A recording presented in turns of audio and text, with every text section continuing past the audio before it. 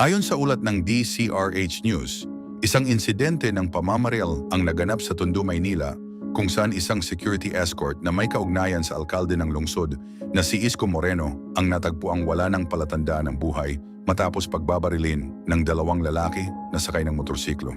Kinilala ng mga autoridad ang biktima na si George Capistrano, 56 na taong gulang, isang retiradong pulis at residente ng Barangay Balut sa Tondo. Batay sa paunang impormasyon mula sa Manila Police District na iniulat din ng DCRH News, naganap ang insidente bandang alas 12 ng hating gabi sa kanto ng Salonga at Buendia Street sa Tondo. Ayon sa mga investigador, dalawang hindi pa nakikilalang lalaki na sakay ng motorsiklo ang dumaan sa lugar bago naganap ang pag-atake. Matapos ang pangyayari, agad na dinala ang biktima sa Tondo Medical Center upang mabigyan ng agarang atensyong medikal. Gayunman, ayon sa attending physician na si Dr. Jericho Liwag, wala na itong naitalang senyales ng buhay nang dumating sa pagamutan.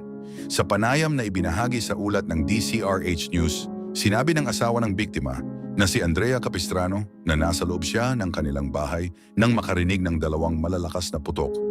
Dahil dito ay agad siyang lumabas upang alamin ang nangyari sa labas ng kanilang tahanan.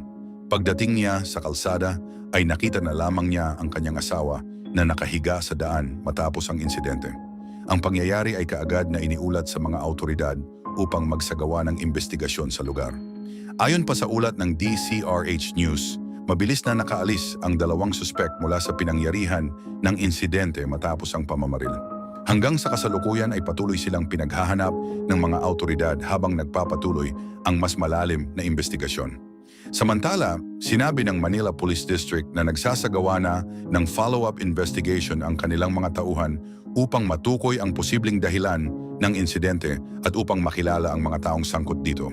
Patuloy din ang pangangalap ng ebidensya, kabilang ang mga posibleng saksi at mga kuha ng kamera sa lugar na maaaring makatulong sa paglilinaw ng pangyayari. Nanawagan naman ang mga autoridad sa publiko na makipagtulungan at magbigay ng anumang impormasyon na makatutulong sa patuloy na investigasyon. Layunin ng mga pulis na matukoy ang buong detalye ng insidente at maunawaan ang pinagmulan ng pangyayari na iniulat ng DCRH News sa lungsod ng Maynila. Well mga kapupong, muling tumaas ang tensyon sa Middle East matapos ang serye ng missile launches mula Iran patungo sa Israel. Nagpatunog ng warning sirens sa ilang pangunahing lungsod tulad ng Tel Aviv at Jerusalem, dahilan upang maraming residente ang maghanap agad ng ligtas na lugar. Ayon sa Israel Defense Forces, ilang malalakas na pagsabog ang narinig sa himpapawid habang ang mga defense system ng bansa ay gumagana upang harangin ang mga papasok na projectile. Sinabi ng Israeli military na ilang missiles ang inilunsad sa insidenteng iyon, kaya agad na pinagana ang mga defensive response sa iba't ibang bahagi ng bansa. Pinayuhan ng mga autoridad ang mga residente na pumunta sa mga protected areas at shelters para sa kanilang kaligtasan. Kasabay nito, nagsagawa rin ng inspeksyon ang emergency responders at local authorities sa mga lugar kung saan bumagsak ang mga debris upang suriin ang pinsala at tulungan ang mga sibilyang naapektuhan ng mga piraso ng metal na nahulog mula sa langit. Kalaunan, sinabi ng Israeli military na ang ilan sa mga missiles ay may dalang espesyal na warheads na kayang magpakawala ng maraming maliliit na explosive elements sa mas malawak na lugar. Ayon sa mga opisyal, ang ganitong uri ng sistema ay naghihiwalay sa kalagitnaan ng paglipad at nagkakalat ng maliliit na bahagi sa loob ng ilang kilometro. Ipinaliwanag ng mga security analysts na ang ganitong uri ng armas ay maaaring makaapekto sa mas malawak na lugar kumpara sa karaniwang missile design, kaya tumataas ang panganib sa mga gusali at infrastructure sa paligid. Iniulat din na ang ilang fragments mula sa mga elementong ito ay bumagsak sa ilang komunidad sa Central Israel. Agad na ipinadala ang rescue services at municipal workers upang suriin ang mga kalsada, residential areas at construction sites kung saan may natagpo ang mga piraso. Hinikayat ng mga autoridad ang publiko na huwag lalapit sa anumang kakaibang metal object at agad na ipaalam sa emergency services kung may mapansing ganitong bagay. Ang mga missile launch na ito ay nangyari matapos sabihin ng Israel na nagsagawa ito ng strike sa ilang pasilidad sa loob ng Iran na umano'y may kaugnayan sa advanced weapons activity.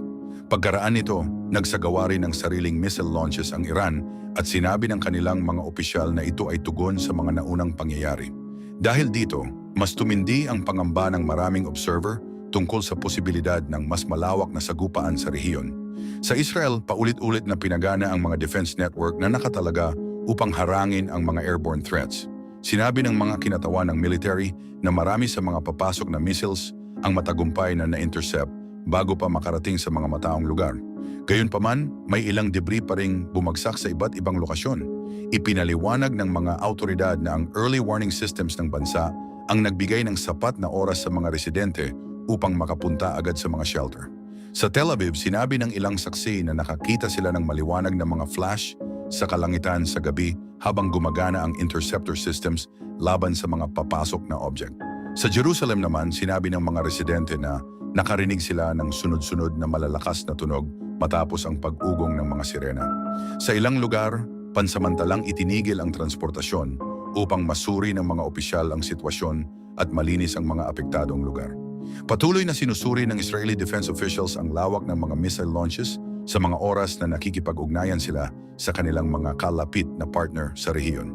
Sinabi ng military na patuloy nilang binabantayan ang posibilidad ng mga karagdagang launch at pinananatili ang mataas na antas ng defensive readiness.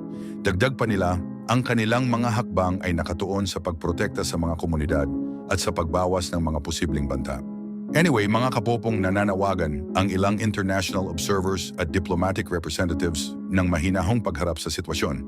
Ayon sa ilang analyst, ang palitan ng mga strike sa pagitan ng Iran at Israel ay isa sa mga pinakamalalaking pagtaas ng tensyon sa pagitan ng dalawang bansa sa mga nakaraang taon.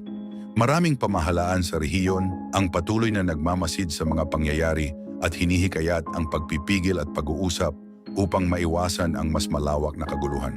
Well, mga kapupong, nananatiling nakadeploy ang mga emergency crew sa ilang bahagi ng Israel upang magsagawa ng karagdagang inspeksyon sa mga gusali, tumulong sa mga residente at alisin ang mga debris na naiwan matapos ang mga pangyayari sa gabi.